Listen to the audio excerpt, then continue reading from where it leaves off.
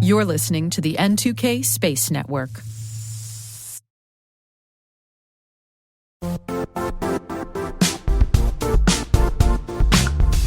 The IT world used to be simpler. You only had to secure and manage environments that you controlled. Then came new technologies and new ways to work. Now, employees, apps, and networks are everywhere. This means poor visibility, security gaps, and added risk. That's why Cloudflare created the first-ever connectivity cloud. Visit cloudflare.com to protect your business everywhere you do business.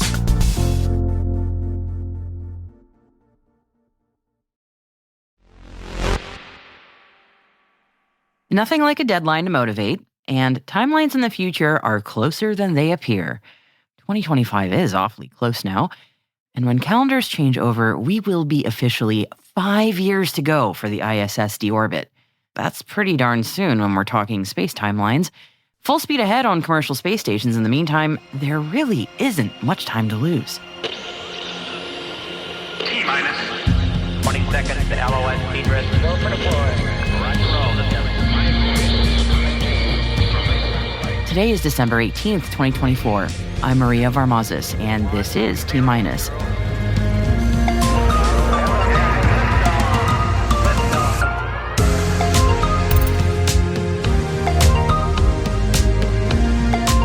Axiom revises its space station schedule. Eutelsat taps Airbus for new OneWeb satellites. SES launches 2 new O3b mPOWER satellites. And T-minus producer Alice Carruth will be speaking to Ryan Brown, Executive Director of SpaceCom, and they'll be sharing what's to come at that conference. By the way, we here at T-minus will be at Space Week in Florida late January, so see you there.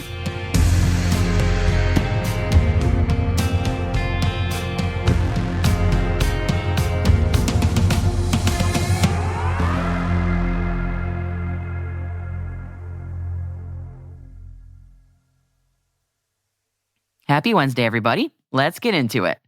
Yesterday, our top story was about Voyager Space's Starlab hitting some key milestones in support of NASA's post-ISS plans in low Earth orbit. And today, Axiom Space is announcing changes to its Axiom Station module sequence in alignment with those NASA goals. This change will allow Axiom Station to operate independently of the ISS by 2028, which is 2 years earlier than planned. The original plan was for the Axiom Habitat 1 to go to the ISS first before the power and thermal module attached. Now the power and thermal module will go first, with the Habitat next, and other modules to follow. This revised plan will also make space for the deorbit vehicle on the ISS. This approach enables the station to transition to a free-flying platform after the power and thermal module, or AXPPTM, is operational, which will ensure uninterrupted human presence and advance commercial space goals. The AXPPTM is currently being constructed by Thales Alenia Space in Italy, with final integration planned in Houston by 2025. Staying in Europe, though, for a bit on these next few stories, Eutelsat has selected Airbus Defence and Space to build the extension of its OneWeb low Earth orbit constellation. Airbus will build the first batches of the extension, totaling 100 satellites, with delivery targeting the end of 2026. The new satellites will have technology upgrades, notably 5G on-ground integration. They will be technologically compatible with Europe's IRIS² constellation, which we talked about earlier this week on the show, by the way, paving the way for its entry into operational service in 2030. SES successfully launched its latest pair of O3b mPOWER satellites on a SpaceX Falcon 9 rocket from Kennedy Space Center last night. Both satellites will join the first 6 O3b mPOWER spacecraft already in operation at medium Earth orbit, adding incremental capacity to the initial O3b mPOWER constellation. The 5 remaining O3b mPOWER satellites for that constellation are currently being manufactured and are scheduled for launch over the next 18 months. Earth observation company ICEYE has closed a $65 million extension to an existing growth funding round. The financing consists of a mix of debt and equity instruments and will increase investment in further developing ICEYE's leading SAR satellite constellation, its intelligence, surveillance, and reconnaissance platform, and related systems. The extension brings the total amount raised in 2024 to $158 million. In total, ICEYE has raised over $500 million to date. Sidus Space has raised $14 million through shares of its common stock. Sidus has entered into definitive securities purchase agreements with accredited and institutional investors for the issuance and sale of units consisting of shares of Class A common stock, together with warrants at a price of $2.07 per unit. The company intends to use the proceeds from the offering for working capital and general corporate purposes. Japan's commercial space sector experienced a setback earlier today after Space One failed to successfully launch. Tokyo-based startup Space One was aiming to become the first private Japanese company to place a satellite into orbit. It failed for a second time after the 18-meter, 23-ton solid-fuel Kairos No. 2 rocket experienced a malfunction during the ascent. The launch was automatically terminated 3 minutes and 7 seconds after liftoff during the combustion of the second-stage rocket. Space One President Masakazu Toyoda apologized for failing to meet the expectations of those who supported the launch, stating, "We will quickly investigate the cause of this outcome and clarify measures to prevent a recurrence." Toyoda also added that Space One does not consider this incident a failure. He told a news conference that the data and experience gained from this event are extremely valuable. Space One is planning on a third launch attempt in the near future. Viasat has been awarded a new contract by the U.S. Defense Innovation Unit to deliver networking capability in support of the Replicator initiative. The contract for the DIU Opportunistic, Resilient, and Innovative Expeditionary Network Topology project, which is also known by the acronym ORIENT, covers resilient command and control connectivity across unmanned systems. Viasat will provide multi-domain, uncrewed, secure integrated communications architecture, which is also known as the acronym MUSIC. Now, MUSIC includes software-defined networking to enable the seamless and resilient connectivity of autonomous systems using multi-transport pathways. Momentus has signed a contract with SpaceX to join an upcoming transporter rideshare mission launching as soon as early 2026. The company says it plans to use this port for the launch of its orbital service vehicle to transport a mix of payloads from the U.S. Department of Defense and commercial customers to low Earth orbit.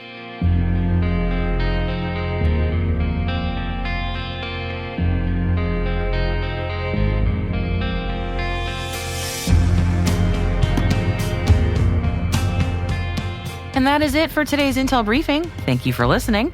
As always, links to further reading on all the stories mentioned are included in our show notes, along with information on the ISS National Lab-sponsored experiments due to return on the next cargo resupply mission, and a story from the New York Times on Elon Musk and SpaceX facing federal reviews.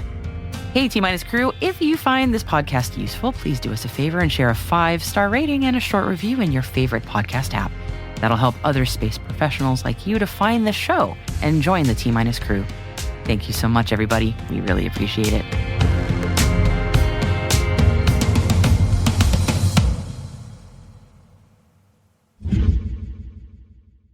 More Chumba Casino fan mail. Love this. It says, "Dear Ryan, I love Chumba Casino. There's so much fun. I love the wild ride from the social slots to the Slingo to jackpots quicker than a 6-time real spin. Everybody's finding their fun at Chumba Casino. Why don't you find out for yourself? Head to ChumbaCasino.com and enjoy hundreds of casino-style games for free with your welcome bonus. Sponsored by Chumba Casino. No purchase necessary. VGW Group. Void where prohibited by law. 18+ terms and conditions apply.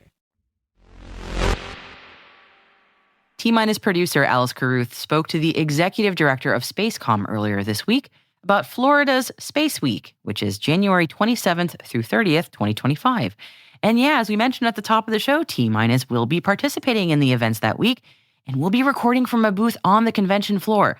So let us know if you're going to be joining us, and definitely come by and say hi. My name is Ryan Brown. I'm the Executive Director of SpaceCom, the Space Mobility Conference, and overall Commercial Space Week. The Global Spaceport Alliance is on January 27, 2025. The Space Mobility Conference is January 28, 2025, and SpaceCom is January 29th and 30th, 2025. I've been involved with the SpaceCom conference since it was founded 10 years ago in the city of Houston. I took over as an executive director in 2022 when we brought the event to Orlando, and I've been trying to grow this ever since. So tell us a little bit about SpaceCom. You sort of summed it up as a 3 different events all under 1 week, but what is it we can expect for 2025? We anticipate this event to be our largest event to date. The Global Spaceport Alliance's Spaceport Summit is on pace to double again from last year, and it had doubled last year from the year before. So that event continues to grow and has it's incredibly important to that particular segment of the industry. The Space Mobility Conference is locked and loaded with speakers ready to tackle some of the toughest questions and challenges facing space logistics in terms of our national security missions. And then SpaceCom will once again be bringing together industry, civil space, DoD space, international allied partners, and more, and continuing to push the commercial space industry towards an integrated future. So altogether, those 3 events, Commercial Space Week brings together an audience in Orlando that you really don't see anywhere else. So it's a very unique opportunity for all elements of DoD space, commercial space, civil space to get together and, like I said, have the tough conversations about how are we actually going to move forward? How are we actually pushing towards the $1 trillion economy that everybody keeps talking about? We want to be the place where those conversations happen and we leave with action items and everybody's able to go and do and come back the next year and talk about the progress that's been made. And then additionally, because of the enthusiasm behind the event, we are adding several new engagements and co-located events this year to Commercial Space Week. There's too many to list here and in the short time that we have. So for more information on that, visit www.spacecomexpo.com to see a full list of everything that's going on. But we got women in defense events, we've got wargaming and lunar scenarios, we've got SpaceWorks things happening on Space Florida government issue. I mean, there's all kinds of co-located things happening. It really is a very, very busy week. And hopefully a lot of productivity coming out of everything that's coming together in one place at one time there. Yeah, I've been very lucky to have come to SpaceCom for several years, including 2022 when you first came out to Florida. And I do see it's a huge growth that we're seeing coming up. Who are some of your keynotes that you're using in this year? Because I'm sure there's some big names out there that people will be interested in coming to listen to. Yeah, we're very excited about our keynote lineup this year. And we still have 6 weeks to go, so we're still working on bringing more in. But the folks that we've had that agreed to come speak to our audience, I think are going to be informational and inspirational, and we can't wait to see them. So we kick off the first morning of SpaceCom there with Jim Free, the Associate Administrator for NASA, will have a digital talk for us, and then immediately followed by AC Chirania, the Chief Technologist at NASA, talking about the future plans for research and development that NASA's going to tackle here coming up in the near future. And there's some, I'm sure to be some interesting outlooks and things to be said there with NASA's leadership change coming up here. So everybody be looking forward to hearing from the senior leadership from NASA there. We've got Kelly Keatis-Ogborn, the Vice President of Space Commerce and Entrepreneurship from the Space Foundation, is going to give us her perspective on the commercial space economy, based on the space report that the Space Foundation produces. So we are I'm sure all eager to hear, some of the information and data that the Space Foundation is putting out, and Kelly's unique spin on everything that she does is going to be entertaining, I'm sure. And then we're very excited to bring Tom Weiss, the CEO of Sierra Space, in to talk about his vision for the future of integrated on-orbit logistics with everything that they're working on and their own integrated technologies, how they're going to start to work with the DoD and civil space and really become a major player in the future of, like I said, on-orbit logistics. Day 2, we've got an awesome NASA panel, and we've got center directors from Stennis, Johnson Space Center, Kennedy Space Center, Marshall Space Flight Center. We've got executive officers from NASA Space Sustainability, the Deputy Associate Administrator for Integration. So this is going to be an extremely senior level panel from NASA talking about the title of their topic is Doing What We've Never Done to Do What We've Never Done. So again, I think NASA is really pushing hard into the future and looking at the future of space operations for themselves. And so we should hear from them on that panel. And then lastly, Dr. Sion Proctor will be coming in following that panel to share her extremely inspirational story of how she got into space, tell a little bit about herself, and then also leave the audience, everything she does as a National Space Council member globally to talk to our audience about everybody working towards a global, diverse, and integrated future. And I think everybody's going to leave that room after hearing her. She's a great speaker, just feeling really pumped up and inspired to go. So you've mentioned a few times the audience of who's going to be there. Who is it you think would benefit most from coming to Space Week in Florida? And what is it that you think that they will take away from coming to the SpaceCom conference? So yeah, like I said earlier, there's very, very few places globally in terms of an event where you get this many people from this many different facets of the commercial space industry to come together in one place at one time. And that's the uniqueness of the audience. There's a lot of events out there right now. Space is a hot topic for sure, but a lot of them are focused on particular elements, one thing or another. And having all three events located together in one place at one time, bringing together DoD space, civil space, commercial space, international allied partners. We've got large space companies, small startup companies. We have venture capital coming to talk and check out the technology that's on the floor. It's going to be our largest exhibit hall ever this year with over 200 exhibitors. The benefit of that is you're able to knock out so much and hear so many different perspectives, meet with so many different people in just 1 week. I'm sure you're going to leave feeling like, man, I don't feel like I got anything done. There's so many more people here that I wish I could talk to, but I just didn't have time. So that's the beauty of this. And then the ability to just be face-to-face with these folks and have the real conversations and shake hands and experience emotion and frustration and excitement and pride. It's all things that happen at Commercial Space Week. And so if any of that is valuable to you, getting to meet, a chance to meet senior leaders from NASA or the Space Force, program executive officers from NASA or the Space Force, prime contractors from the commercial industry, everybody is there. So there's really no other place like it. And so, we hear stories all the time after the show. We're talking to folks and they're like, man, I met somebody there that I didn't expect to see, and it turned into a massive deal, or it turned into a new job for me, or it turned into some opportunity that I didn't even expect to get out of the event. So sort of that serendipity that comes with just all the right people being at the same place at the same time is what we're all about. It's what the event is all about, and what we hope to see this coming January. Absolutely. And T-Minus is really excited to come. We're going to actually have a space on the floor to do our podcast. So we're hoping to get to speak to a lot of those people that are going to be there in the audience.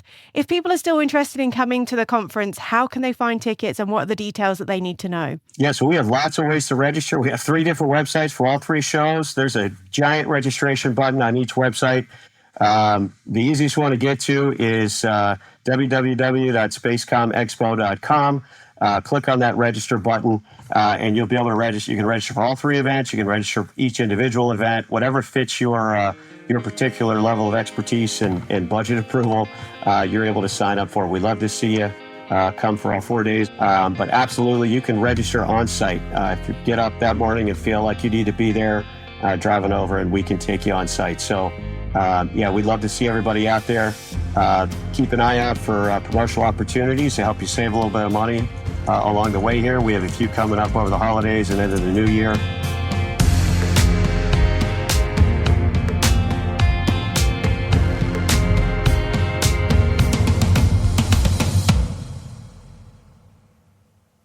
We'll be right back. With Lululemon, the real gift happens when your holiday checklist is complete. When you give them the fan-favorite Everywhere belt bag, you both get to experience more of this. And when the ultra-soothing Rest Feel slides are their gift, you both get more moments like this. This holiday, Lululemon makes it easy to find last-minute gifts that bring presents. Open the moment. Shop now at Lululemon.com. Welcome back. Calling all American educators, and particularly those who know a great educator. Crayola, yes, the crayons guys, are partnering with Blue Origin's Club for the Future and Kennedy Space Center to offer educators a once-in-a-lifetime opportunity. They're collaborating on Creativity Launches the Future, which is a national initiative for parents and community members to nominate exceptional educators for a chance to win a VIP trip to the Kennedy Space Center Visitor Complex. and the experience is designed to grow educators' knowledge of space and encourage them to inspire students about the benefits and possibilities of space. 12 educators will be randomly selected from the nominees and announced as part of Crayola's Creativity Week in early 2025. The winners will tour Kennedy Space Center Visitor Complex and Blue Origin's New Glenn Rocket Factory. They'll also take home space-themed lessons for their classrooms and might have the opportunity to witness a rocket launch. We know how those go, so it's a might. But if that wasn't enough, Crayola and Blue Origin's Club for the Future are also offering free education resources available now online. The whole campaign aims to support and engage educators and students across the country with hands-on activities to help students envision themselves in space-related careers and learn about the amazing innovations that have come out of the space program. Honestly, we really love it when creativity and space come together like this.